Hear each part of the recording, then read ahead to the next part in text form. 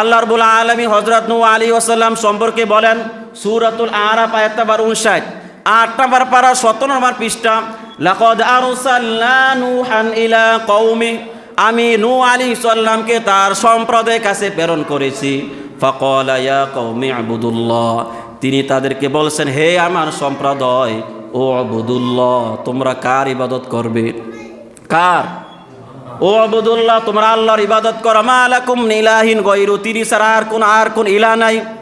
2 নম্বর আল্লাহ রাব্বুল আলামিন হুদ আলাইহিস সালামের কথাও তুলে ধরেছেন সূরাতুল আরাফ আয়াত নাম্বার 65, 8 নম্বর পারা 17 নম্বর পৃষ্ঠা, ওয়া ইলা আদিন আখাহুম হুদা ক্বালা ইয়া কওমি ইবুদুল্লাহা মা লাকুম মিন ইলাহিন গায়রু। একই কথা হুদ আলাইহিস সালাম তার জাতিকে বললেন, হে আদ জাতি, তোমরা এক আল্লাহর ইবাদত করো।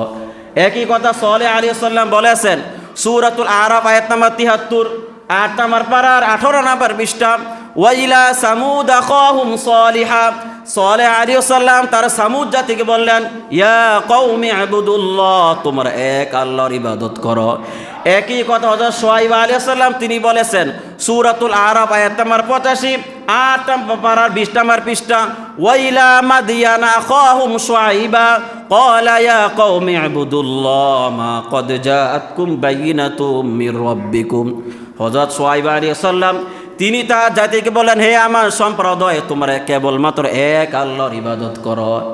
একই কথা হযরত ঈসা আলাইহিস সালাম তিনি তার উম্মতকে বলেছিলেন সূরাতু আলে ইমরান আয়াত নাম্বার 51, ইন্নাল্লাহা রাব্বি ওয়া রাব্বুকুম ফা'বুদু হাযা সিরাতুম মুস্তাকিম, তোমার এবং তোমাদের সকলের প্রভু একজন, সুতরাং তোমরা তার ইবাদত করো, আর এটা হচ্ছে সঠিক পথ।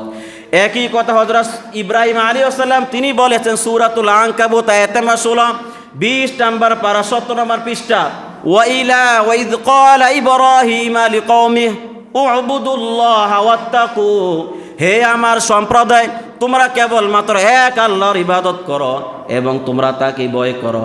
একই দাওয়াত দিয়েছিলেন আমাদের নবী, আপনাদের নবী, বিশ্ব নবী সাল্লাল্লাহু আলাইহি ওয়াসাল্লাম।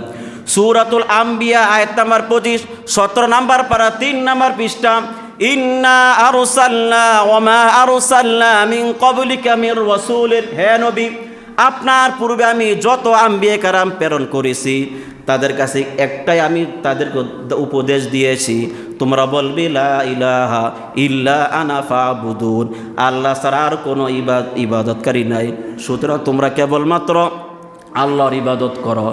আল্লাহ রাব্বুল আলামিন আমাদের নবীর কথা তুলে ধরেছেন আরেক জায়গায় সূরাতুল মাইদা আয়াত নাম্বার 67, 6 নম্বর পারা 18 নম্বর পৃষ্ঠায় আল্লাহ তাআলা রাসূলকে ধমক দিয়ে বলছেন, ইয়া আইয়ুহার রাসূল, হে রাসূল, বাল্লিগু, পৌঁছাইয়া দেন, মা উনজিলা ইলাইকা মির রাব্বিক, আপনার কাছে আমি যা প্রেরণ করেছি সবগুলো আপনি পৌঁছাইয়া দেন।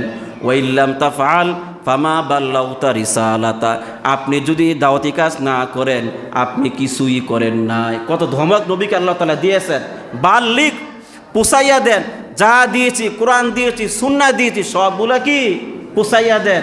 বাল্লিগু আন্নি ওয়ালাউ আয়া, আমার পক্ষ থেকে হলে একটা বাক্য তোমরা পৌঁছাইয়া দাও।